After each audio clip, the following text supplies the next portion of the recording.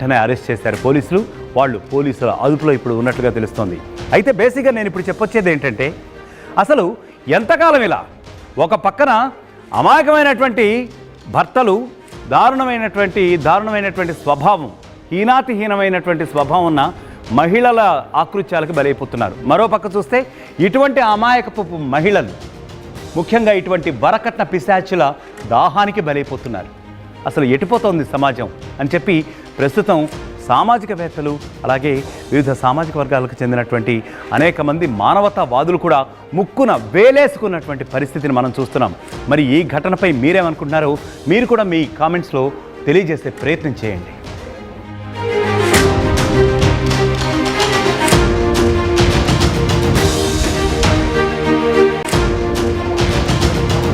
ఒకప్పుడు తల్లిదండ్రులు తమ కూతుర్ల పెళ్ళిళ్ళు చేసేగానే చాలా బాధ్యత అయిపోయింది, ఇక నా కూతురు అల్లుడు కూడా చాలా హాయిగా ఉంటున్నారు అని చెప్పి వాళ్ళు ప్రశాంతంగా నిద్రపోయే పరిస్థితి ఉండేది. కానీ నేటి రోజుల్లో నేను చెప్తున్నాను వినండి, ముఖ్యంగా నేటి రోజుల్లో మాత్రం అట్టి పరిస్థితి ఏ తల్లిదండ్రులు కూడా రావటం లేదు. సరిగ్గా దానికి సంబంధించినటువంటి బ్రేకింగ్ న్యూసే నేను మీకు ఇప్పుడు చెప్పబోతున్నాను. ఈ వరకట్న దాహానికి, వరకట్న పిశాచికి ఎంతో మంది మహిళలు ఎన్నో దశాబ్దాలుగా బలైపోతూ వస్తున్నారు. మహిళల్ని కనీసం మనుషులను కూడా చూడకుండా కొంతమంది కిరాతకులు, వాళ్ళలో అత్తలున్నారు, మామలున్నారు, భర్తలున్నారు, వీరందరూ కూడా అతి దారుణంగా తమ కోడళ్ళని వరకట్నం కోసం నానా రాచి రంపాలు పెట్టేసి ఆఖరికి తమ ప్రాణాలనే బలికొంటున్నటువంటి పరిస్థితులు చాలా చూస్తున్నాం. అయినప్పటికీ ఈ చరిత్ర అంతా చూసి మన సమాజం అన్న నేర్చుకుంటోందా? ఖచ్చితంగా ఏ రకమైనటువంటి గుణపాఠాలు కూడా నేర్చుకోవట్లేదు అని చెప్పి తెలుస్తోంది. సరిగ్గా ఇలాంటి సంఘటన ఒకటి తమిళనాడులో జరిగింది. తమిళనాడులో ఒక వరకట్న పిశాచి దాహానికి తన భార్య బలైపోయింది. అంటే కేవలం అతను మాత్రమే కాకుండా అతను, తన తల్లి, తండ్రి, అంటే అత్త, మామ, భర్త, వీరందరి వేధింపులు కూడా తట్టుకోలేక, ఇదిగో మనం ఇక్కడ విజువల్స్లో చూస్తున్నాం, ఆ అమాయకపు మహిళ బలైపోయిన ఘటన. భర్త హింసను తట్టుకోలేక ఆ భార్య ఆఖరికి బలవన్ మరణం చేసుకుంది. అయితే మనకు అందుతున్న సమాచారం ప్రకారం ఏప్రిల్లో రిధన్య, కవిన్ కుమార్ల వివాహం జరిగినట్టుగా తెలుస్తోంది.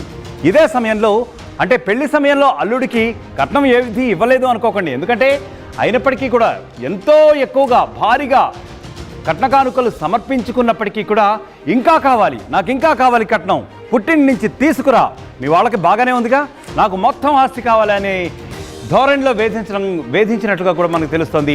పెళ్లి సమయంలోనే అల్లుడికి 70 లక్షల రూపాయల విలువైన వోల్వో కారు బహుకరించినట్టుగా తెలుస్తోంది. అలాగే అమ్మాయికి పెళ్లి కూతురు కట్నం కింద 80 తులాల బంగారం, 1 తులం కాదు, 2 తులం కాదు, 80 తులాల బంగారం ఇచ్చి చాలా భారీగా అద్భుతంగా జరిపించారట తల్లిదండ్రులు వివాహం. అయినప్పటికీ కూడా సరే, ఆ పెళ్లి కొడుకు ధోరణి మాత్రం వేరేలాగా ఉంది, అతని ఆలోచన అంతా వేరేలాగా ఉంది. ఏం చేస్తాం, ఆ అమ్మాయి, ఎందుకంటే ఆ అమ్మాయి జాతకం కరెక్ట్గా లేనట్టుంది, ఏం చేస్తాం, అమ్మాయికి 80 తులాల బంగారం ఇచ్చారు కూడా తల్లిదండ్రులు. అయినప్పటికీ సరే, మరింతగా కట్నం తేవాలి, మీ వాళ్ళకి బాగానే ఉంది కదా, మీది వస్త్ర దుకాణం కదా, మీకు వస్త్రాలు తయారు చేసే మిల్లులు ఉన్నాయి కదా, బట్టల మిల్లులు ఉన్నాయి కదా, మీకు డబ్బులు బాగానే వస్తాయి కదా, పుట్టింటి నుంచి మరింత కట్నం తేవాలంటూ ఎప్పటికప్పుడు ఆ కిరాతకుడు వేధిస్తూ ఉండేవాడట. లేకపోతే రెండో పెళ్లి కూడా చేసుకుంటానని చెప్పి ఆ కవిన్ కుమార్, ఆ నిందితుడి పేరు కవిన్ కుమార్ అన్నట్టుగా తెలుస్తోంది. కవిన్ కుమార్ తన భార్యని అస్తమానం వేధిస్తూ ఉండేవాడట. అయితే ఇక ఆమె కొన్ని నెలల పాటు భరించింది. సరిగ్గా ఇప్పటికి 2 నెలలు. ఈ 2 నెలల పాటు కూడా నిత్యం ఆ అమ్మాయి నరకం చూసినట్లుగా మనకి న్యూస్ వస్తోంది. ఈ టార్చర్ ఇక భరించలేనంటూ ఆమె ఆఖరికి ఒక డెసిషన్కి వచ్చేసి ఏం చేసింది, కరెక్ట్గా నిన్న బయలుదేరి ఆమె గుడికి వెళ్తున్నానని చెప్పి అత్తామామలకి చెప్పి కారులో బయలుదేరి హైవే వద్దకు వచ్చి ఆ కారులోనే పురుగుల మందు తాగి బలవన్ మరణానికి పాల్పడింది. అయితే ఈ బలవన్ మరణానికి పాల్పడే ముందర ఆమె తన తండ్రికి 7 మెసేజ్లు పంపించింది. ఏమని?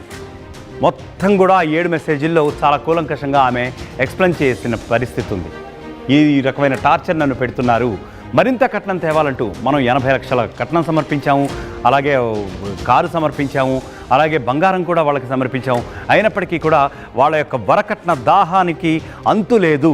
ఇక నేను ఇతనితో కాపురం చేయలేను, ఈ టార్చర్ నేను భరించలేను అలా అని చెప్పి తిరిగి పుట్టింటికి కూడా రాలేను నాన్న, ఎందుకంటే నేను మీకు మరింత మెడలో గుదిబండగా మారటం నాకు ఇష్టం లేదు అని చెప్పి ఆమె చాలా బాధాతప్త హృదయంతో ఆవేదన చెందుతూ ఆమె మెసేజ్లు పెట్టింది తండ్రికి. ఆ వెంటనే ఆమె పురుగుల మందు తాగి బలవన్ మరణానికి పాల్పడింది. అయితే ఎప్పుడైతే ఆమె ఇంట్లో గుడికి వెళ్తున్నాను అని చెప్పి బయలుదేరిందో హైవే మీద కారు చాలాసేపు ఆగి ఉండటంతో అక్కడ చుట్టుపక్కల ఉన్నటువంటి షాపుల వాళ్ళకి అలాగే అక్కడ స్థానికులకి కూడా చాలా అనుమానం వచ్చింది. ఎందుకు ఈ కారులో ఏం జరుగుతుంది, అసలు ఎందుకు ఇంతసేపు ఆగి ఉంది, ఒక మహిళనైతే ఇందాక చూశానే అని ఒక స్థానికుడు ఒకడు అనుమానం వచ్చి చూడగా ఇంకే ఉంది, ఆ అమ్మాయి అప్పటికే పురుగుల మందు తాగేసింది, నోట్లో నొరగొచ్చేసింది, అప్పటికే చనిపోయి చాలా సేపు అయింది, దాదాపు 2-3 గంటల తర్వాత. ఎందుకంటే 2-3 గంటల నుంచి కూడా హైవేపై ఆ కారు అక్కడే ఆగి ఉంది. ఎందుకో ఒక స్థానికుడు, చుట్టుపక్కల ఉన్న షాప్ కీపర్స్ అనుకోవచ్చు, వాళ్ళందరూ కూడా వచ్చేసి ఆ షాప్ని చూడటం జరిగింది.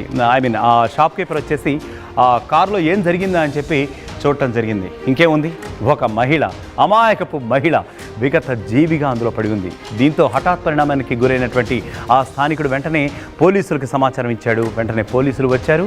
వచ్చిన తర్వాత ప్రాపర్గా ఎంక్వైరీ చేశారు.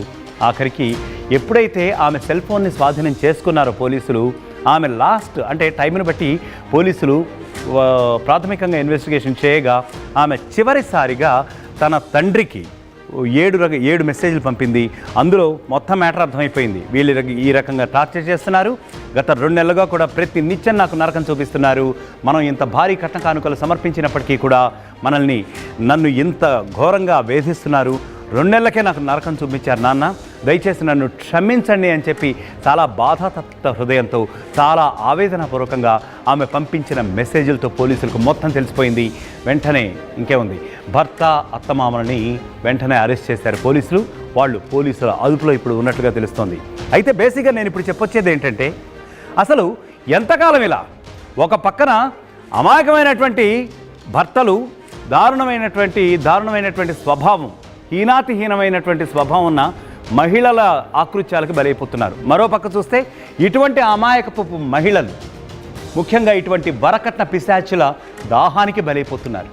అసలు ఎటుపోతోంది సమాజం అని చెప్పి ప్రస్తుతం సామాజికవేత్తలు అలాగే వివిధ సామాజిక వర్గాలకు చెందినటువంటి అనేక మంది మానవతావాదులు కూడా ముక్కున వేలేసుకున్నటువంటి పరిస్థితిని మనం చూస్తున్నాం. మరి ఈ ఘటనపై మీరేమనుకుంటున్నారో మీరు కూడా మీ కామెంట్స్లో తెలియజేసే ప్రయత్నం చేయండి.